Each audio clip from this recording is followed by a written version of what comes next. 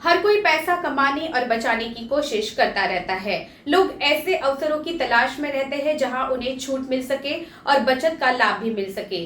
जल्द ही लोकसभा चुनाव की घोषणा होगी। चुनाव चाहे लोकसभा का हो या राज्यसभा का, करदाताओं को टैक्स बचाने का मौका मिलने वाला है। नमस्कार, मैं सुवर्णा, आप देख रहे हैं बिग बुल टीवी। आइए जानते हैं लोकसभा चुनाव के चलते इलेक्टोरल बॉन्ड के जरिए कैसे मिलेगा टैक्स बचाने का मौका। चुनावी बॉन्ड क्या है? सरकार हर साल चुनावी बॉन्ड यानी कि इलेक्शन बॉन्ड बाजार में जारी करती है।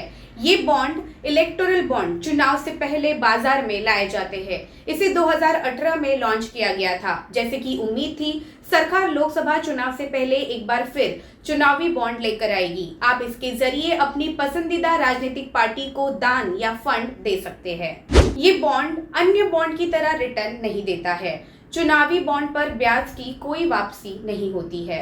आप अपनी पसंदीदा राजनीतिक पार्टी को दान दे सकते हैं। बदले में ये पार्टी आपको एक पावती देगी, लेकिन इसे एक तरह की मदद या दान कहा जा सकता है। ये नॉन रिफंडेबल है और इस पर आपको कोई ब्याज नहीं मिलता है।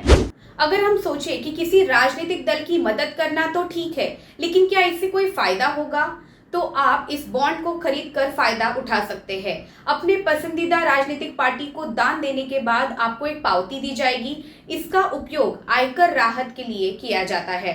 चुनावी बॉन्ड पर आयकर धारा ATGGC और ATGGB के तहत कर राहत का लाभ उठाया जा सकता है। आप जितना दान करेंगे आपको टैक्स में छूट मिलेगी। आइए नजर डालते हैं इलेक्टोरल बॉन्ड के कुछ पहलुओं पर। टैक्स बचत के लिए चुनावी बॉन्ड एक अच्छा विकल्प है। आपको पूर्ण दान पर कटौती मिलती है। बॉन्ड खरीदने के लिए KYC अनिवार्य है। आपका नाम गोपनीय रखा गया है। इससे ये नहीं पता चलता कि आपने किस पार्टी को चंदा दिया है। पार्टियों को चंदा प्राप्त करने के लिए बॉन्ड पेश किए जाते हैं। इनकम टैक्स बचाने की जुगत में तो हर आदमी रहता है। अगर आप भी ऐसे ही मौके की तलाश में रहते हैं तो आने वाला चुनाव आपके लिए बेहतरीन अवसर साबित हो सकता है। अगर ये वीडियो पसंद आया है तो हमारे चैनल को सब्सक्राइब कीजिए और जुड़िए हमारे साथ नए अपडेट के लिए। नमस्कार।